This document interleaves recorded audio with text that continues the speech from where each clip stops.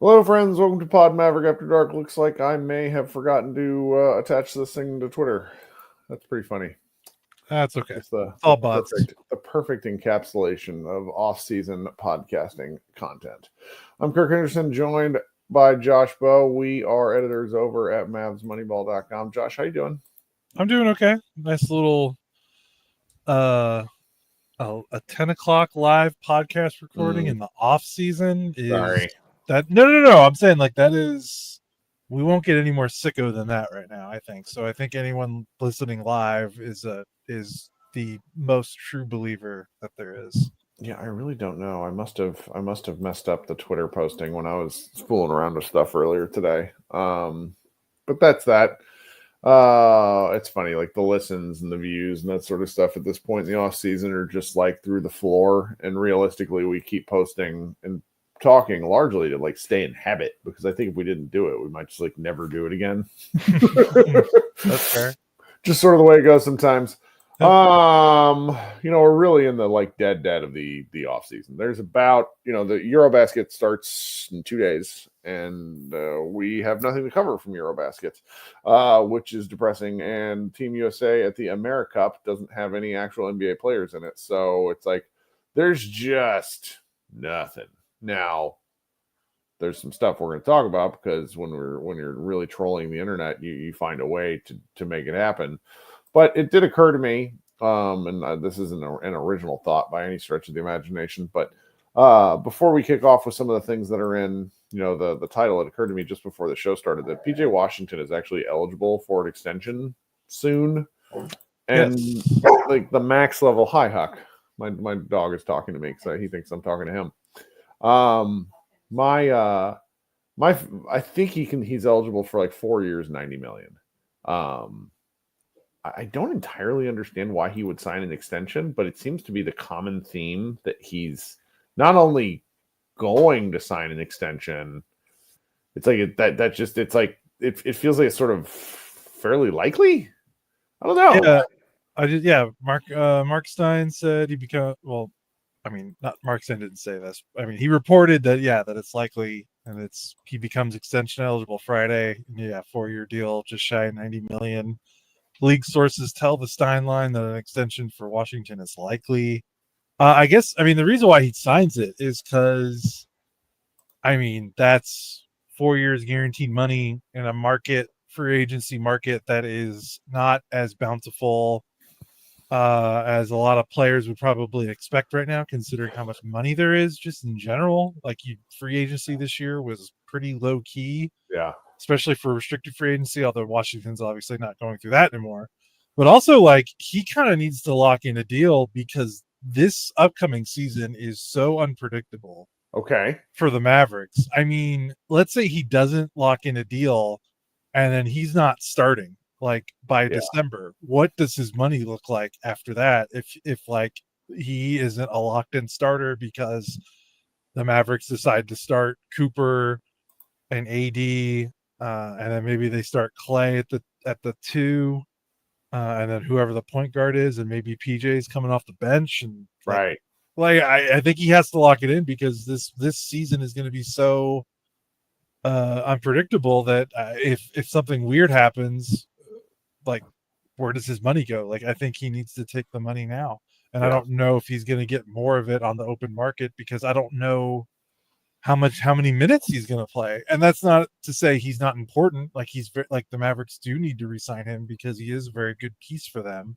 It's more just his box score numbers might not be as impressive, just because this roster is so unique, is the way I'll put it, that I don't, the minutes and the production might take a haircut compared to where he was last year, for example.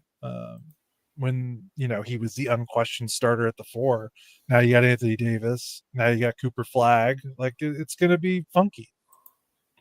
So this is fascinating to me, because let's just kind of go through the timeline so I get this right. He was a restricted free agent, and they signed him, meaning the Charlotte Hornets signed him to was it like a 4-year deal worth like $17 million a season? It was like a $68 million deal. That seems about right, because he had entered the summer, and you were the very first, like this emanated, like this started with Josh being like, why isn't somebody signing this guy to a deal? Because he's really good. And this was the year before the Mavericks ended up trading for him.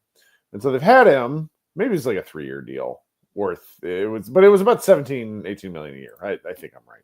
It doesn't really matter for the purposes of this argument. He's just, I think he's just kind of at the mercy of timing in a very large regard, because I think, like, of the Mavericks players not named Cooper Flag, he is the one who has the most growth left to do in his game. Is that outrageous to say out loud? Max I don't. Christie? Yeah, I mean, he is 27. Okay. I mean, he's gotten better every year. Yeah. Why I really like. I just like him. Like, there's somebody. I was on a show earlier in the week, guys. I'm so sorry, I can't remember the name of the show. And they asked me, like, what would you do about PJ? And I'm like, I would trade Anthony Davis and play PJ. Like, that's just kind of and it's, I guess you're right. He's not that, he's not young, but he's not old. He's not in his no. He's just kind of that perfect guy. And it feels like maybe the Mavericks have him a little bit over a barrel, because he's not going to get, let's just say it's $22.5 million a season for like 4 years, $90 million. That's about what that averages out to. And I guess maybe it's just a good deal for everybody. I just really like him. Washington's just the kind of guy that we would complain about as recently as 2022 of not having anybody even remotely like that. It was like Dorian Finney-Smith was the closest thing Dallas had to a player like him. And I hope he stays. He's one of the players who he frustrates me with some of the times he disappears, but he had a lot of, like, he was good last year. No, yeah, he was good last year. I mean, he shot his 3-point shot came around. He still shot well from 3 after the Luka trade, which is very encouraging as well. Right. Because, Luka definitely masks a lot of the 3-point shooting. I still don't know if I trust his percentage enough to.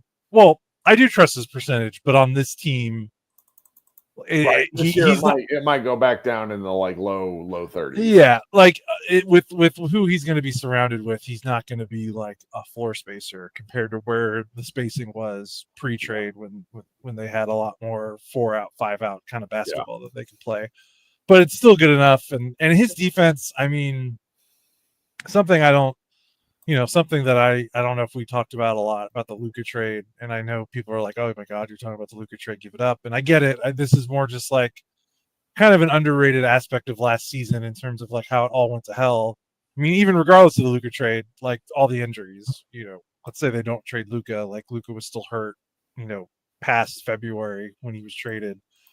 And Lively got hurt. Like all those injuries, like PJ before everything went to hell, he was on track for, I think, like an all defense season. Like he was awesome last season until, everything kind of fell apart. So he's a worthy piece. He fits what you want a modern NBA wing to do. Maybe you want a little bit more self-creation, but again, you can't get too picky, because if he had a little bit more self-creation, we're talking about like an all-star, third team all NBA level kind of guy. Like if he could do everything he can do right now and also, generate offense himself, like that's a lot. So the fact that he can kind of tick every other box, he can guard, 2 through 5. He's a great, I think what he does best defensively to me is, I think, I don't know if it's underrated, but a really key aspect of like modern NBA defense right now. Like being able to be the help side shot rim protector, not the main rim protector, not your center rim protector, but being able to be the rim protector after your center has rotated.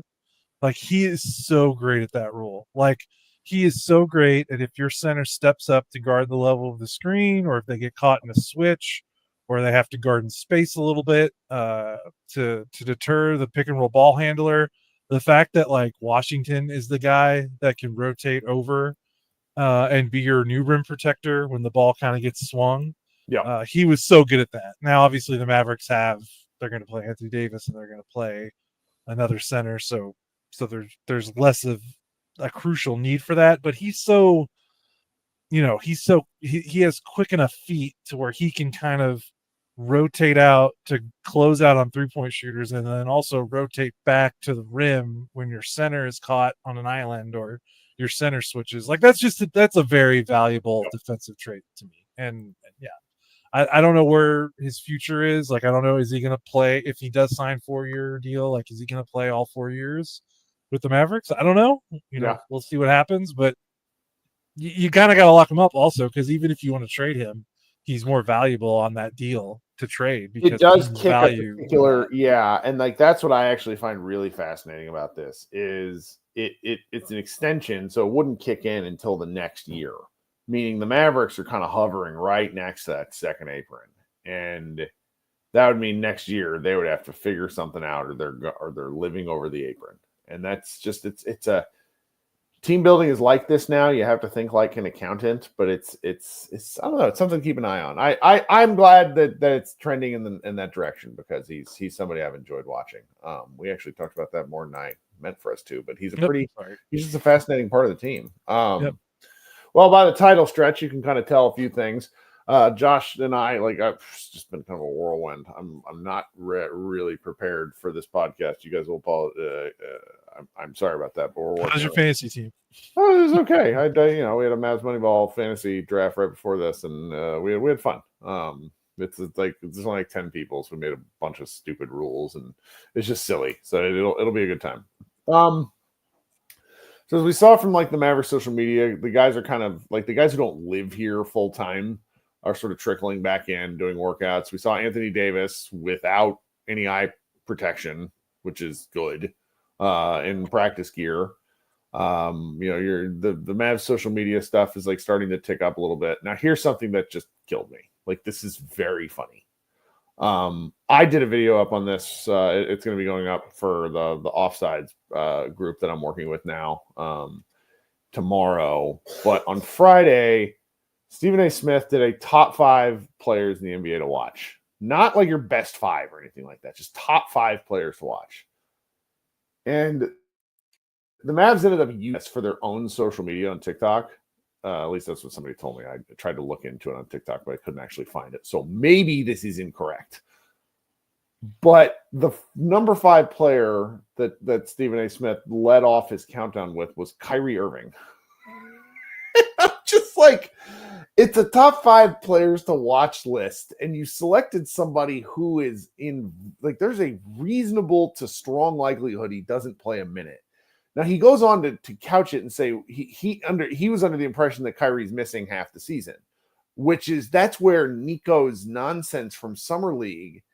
It's just it's putting out mixed signals into the world, and it's doing exactly what I don't want with this team, which is I want expectations to be reasonable.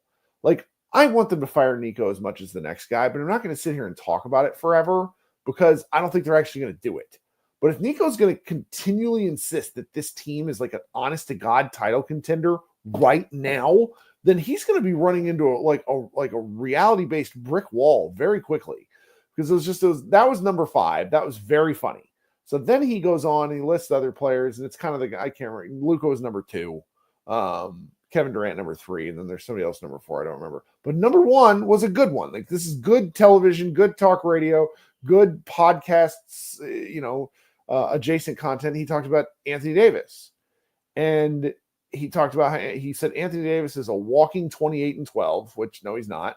And then proceeds to talk about how he's always injured, and knows that he's always injured, and then ends with if both of these players are healthy, the Dallas Mavericks are going to go to and win the NBA Finals.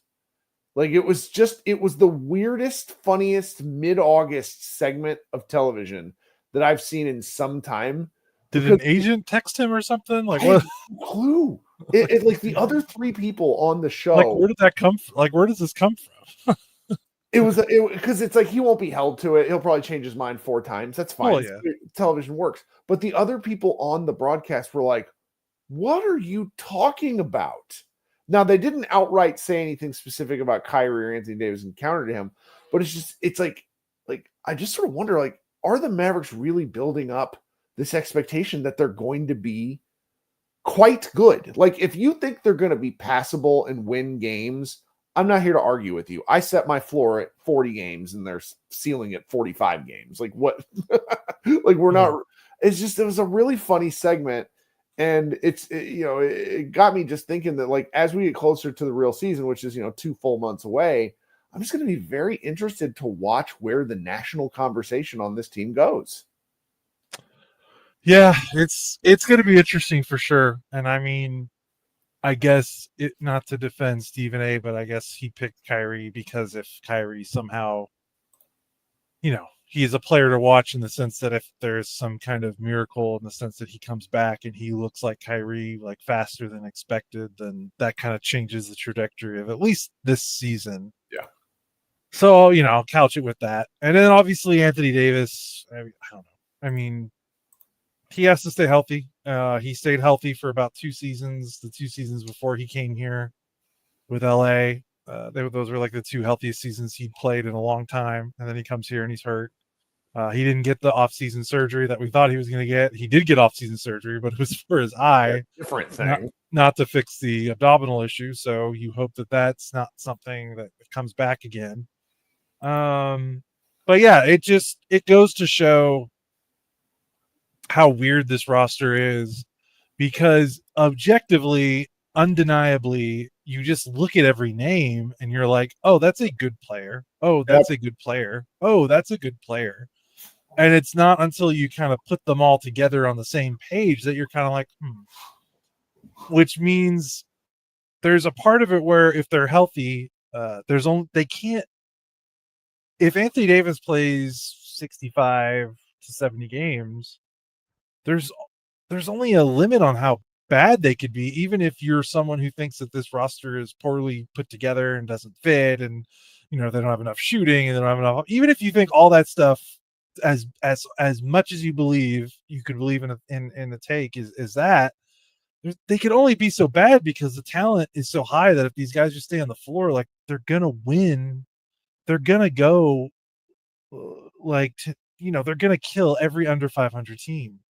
Just because the talent is so good, even if the scheme is off or the offense looks bad or there isn't enough creation, like, it doesn't matter, because like, they're going to walk into the gym with like 5 of the top 7 players in a lot of games they play, especially against the bad teams. And sometimes that's all you need in the regular season, where teams aren't practicing and they aren't scheming super hard because the season's so long and there's not enough time to prepare and scout and practice and do all that stuff. Sometimes you're literally just trying to get to the game and stay healthy, and you just roll out and you run your vanilla stuff. And that's kind of it. So yeah, but also, like, and we've talked about it, we know the other side of the coin. Like, Anthony Davis can play 40 games and Kyrie comes back or doesn't come back at all, or they decide it's not worth it, or he comes back in March and he's really slow and it could be bad. But it's just weird because you just look at the roster and you're like, there's a lot of good players on the roster. You can't deny that. Like, Anthony Davis, Cooper Flagg, Derek Lively, Daniel Gafford, PJ Washington, Najee Marshall. There's just a lot of guys on this team, so it's weird. I can't wait for the season start, because I think I've made this point about 85 billion times. It's a good one. It's worth remaking, because you never really know who's paying attention and who's not. Like, Mavs content creator Slightly Biased tweeted today. It's like, I just keep looking at this something to the effect of, like, I just keep looking at the roster, and this roster is really good or really talented or something to that regard. And yes, that's one thing you're not going to hear me say, is that I think the team has bad players. My argument for if the Mavericks aren't great is that the players don't fit. They just, and that we'll see. We're going to see. It's worth repeating, because I'm sure people aren't listening as much, but it's like, they're going to start the season good. They're going to look good. And we're going to have a lot of, are the Mavs real contenders conversations, while the team scores 90 points and holds teams to 85 points. Also, sorry, I keep laughing because my 2 dogs, who haven't played in 3 weeks because it's 1,000 degrees outside, have decided that playing right out in front of the other side of my computer is a great time to play. I haven't heard them bark during a podcast. That's good, because they are going nuts, and I'm just like, what is happening? That's funny. It's very fun. No, Mary, it's fine. No, Josh says we can't hear them. No, I can hear them. I meant like it's been a while since I could hear since them. you heard them. Okay. Yeah, like they haven't done that in a while, but it's fine. Well, We're fine. let's take a we'll take a quick break here, and then we'll finish up with something else that came up that I did last week, and then we'll each talk about a guy, even though I really forgot to pick one this week. So we'll insert some ads and be right back. Okay, Mark Cuban, the content man. He is going on the DLLS show a little bit later in the week, and it's like, look, it's respectful, but I get a kick out of how they're like, minority governor Mark Cuban is, and I'm like, he's the season ticket holder. He is an extraordinarily expensive season ticket holder. Now he has stories. And that's really part of his appeal. And he's been going on other podcasts, not basketball ones, but he's told some stories in the past several weeks. And one of the things that came up was this story, like, and then we'll just, go ahead and just go in reverse order here. He says that the Mavericks had a deal in place for Kobe Bryant. And he's told this story like a billion times. He's told it like a million times. And I forget it every time because I'm like, it's just so implausible to me, because we never heard anything from the Lakers side of this, and that's pretty important. But then what I did is I have a video coming out that came out earlier last week about like kind of the top 5 trades that almost happened, or moves that almost happened under Cuban. And the Shaq one is probably the one that makes me laugh the most, because Cuban and Shaq talk about this openly. Like Shaq was really trying to work his way here, and it just did not work out. And I guess I had sort of forgotten, because like the Mavericks of the Dirk's early years, Shaq was just the boogeyman. Like the entire roster was built around Shaq containment, and it didn't work because Shaq was like the force. Yep. It's just it's funny to think about that Shaq really was, and we're talking like late stage Shaq, who is a different player, but still quite awesome, obviously. But it's just that one's the one that really sticks with me. And then there's also the Paul Pierce one. I'd forgotten that one entirely when I started digging around, that Paul Pierce almost made his way here. Well, that's kind of funny because he was the guy everyone wanted the Mavericks. Not everyone, but yeah, he was the guy everyone wanted the Mavericks to draft. All sorts of people. Yeah. Yeah, like they wanted. Yeah.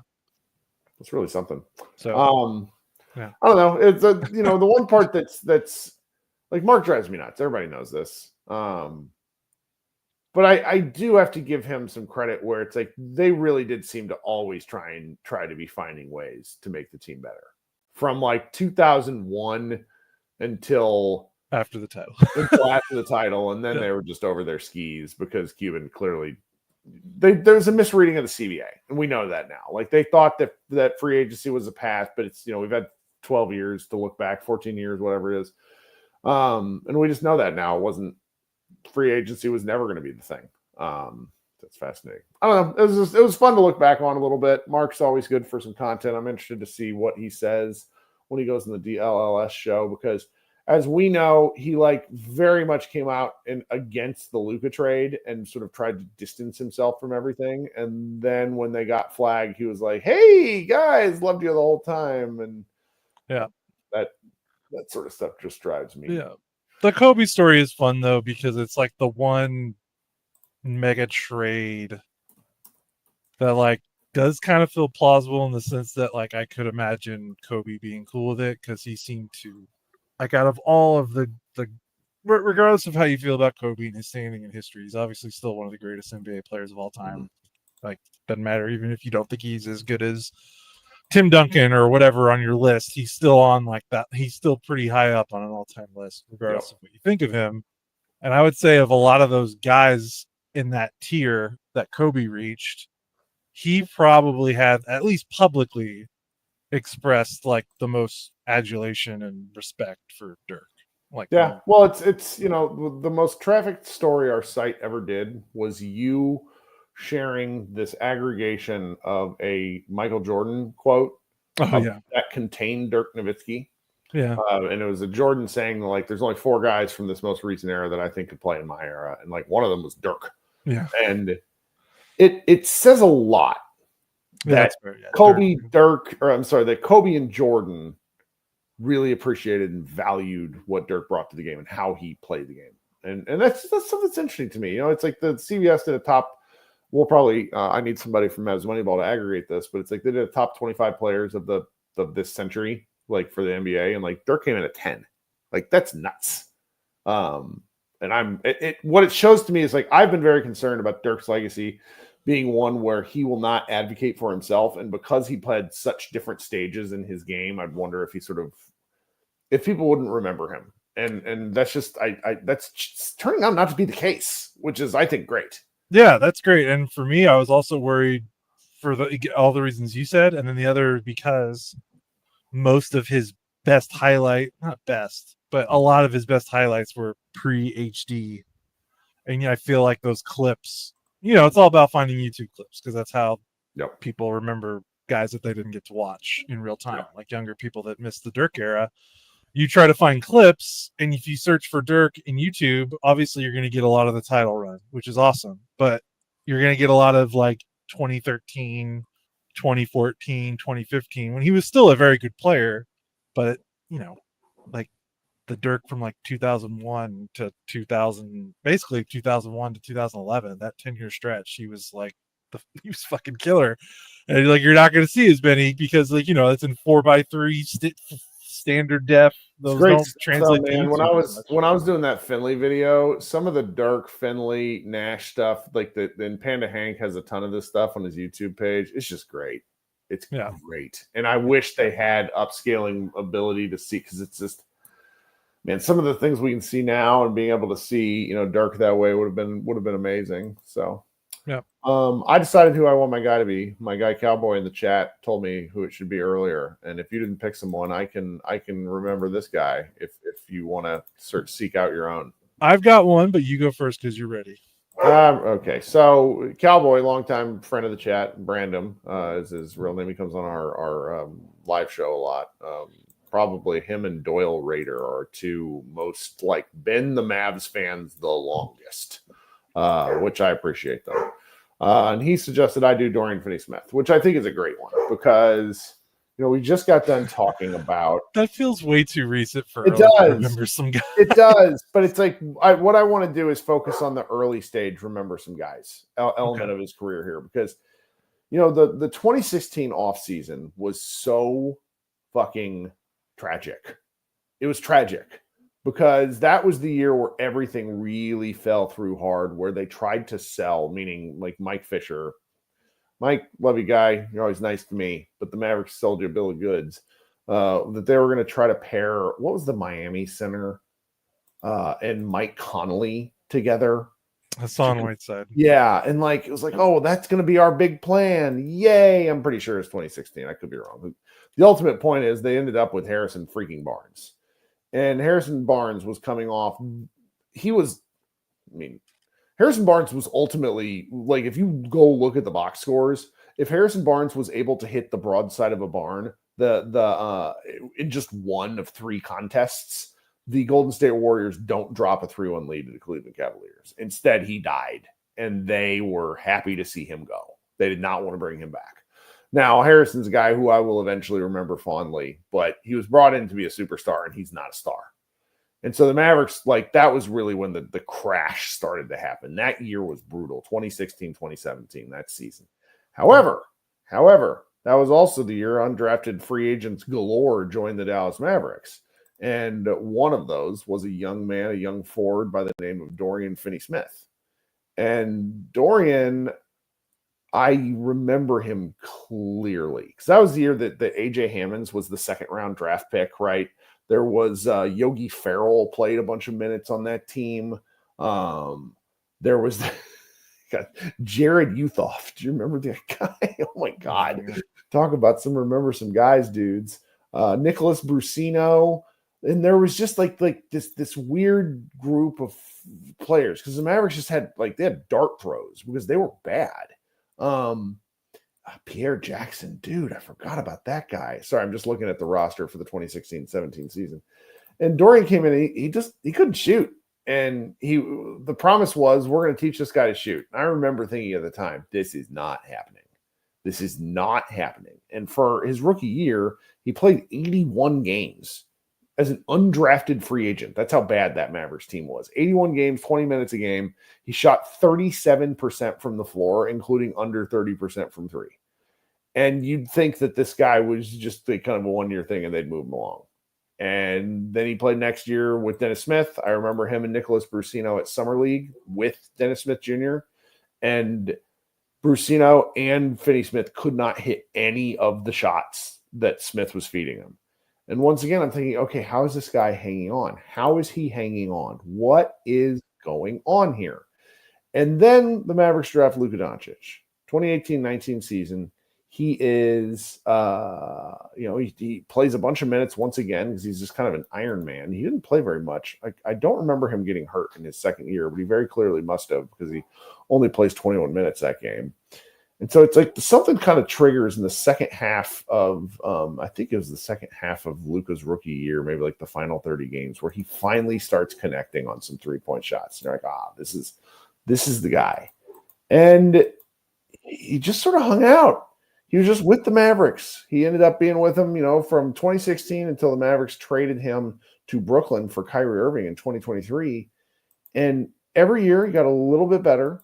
Every year the Mavericks asked a little bit more of him. The run to the Western Conference Finals was crazy because him and Reggie Bullock were absolutely ground to dust by their playoff minutes that year. Let me go see the totals because the playoff minutes that year were absolutely bananas to me. Yeah, 688 minutes.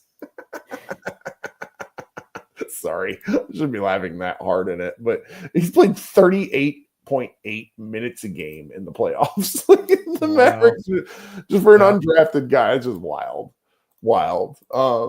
He drove me nuts with what he couldn't do, and he drove me nuts with what the Mavericks asked him to do, and then he just wasn't able to do it. But I didn't properly appreciate him at all times. But I was glad to see a guy like that really grind for the contracts he's gotten, and he'll be one of those guys we look back with fondness as the years get further away from him. Yeah, I feel like he's the epitome of the previous regime. The regime that brought in Luka.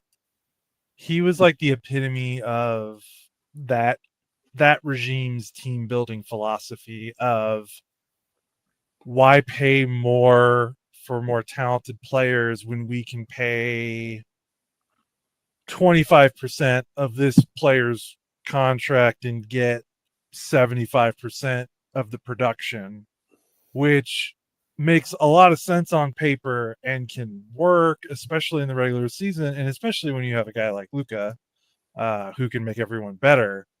And then you get to the playoffs and you realize that missing 25% of production is actually worth that extra, 75% in money because the best players win in the NBA playoffs. Like there's just no the parity. And when you get to the playoffs, like there's just not a lot of scrappy underdogs that win championships. Like we've said, no team, the last team to win a title that was not a 3 seed was the Rockets in the 90s, and then the only other time was the Celtics in the late 60s. Like it just doesn't happen. And I felt like Dorian kind of became, and I don't want to say this is just like an online thing to me. Like everyone loved, every Mavericks fan loved him. So this is more of just me being like a weirdo, observer. Like he kind of became the mascot of that team building philosophy, and that wasn't his fault. Like he was great, and the reason why the Mavericks leaned into that direction was because they hit on guys like Dorian, and guys like Dorian worked so hard to make it feel like that's a viable strategy. Like Dorian being as good as he was, from really, undrafted to legitimate playoff starter. Like, yeah, of course the Mavs were like, wait a minute, like we can get this out of this kind of guy because let's do this some more. And obviously, I didn't agree with that team building strategy, but that you cannot deny the work that Dorian put in to turn himself into a more than viable player, and now he became a very viable trade commodity when the Lakers traded for him, and then of course he goes to the Lakers and he helps that team get a 3 seed, and now he's on the Rockets. Right, he's on the Rockets now, and back in Texas a little bit. So and he's going to be awesome for that Houston team. So yeah, the Houston team is stacked. Yes, it is. Let me see here. Delete for everyone.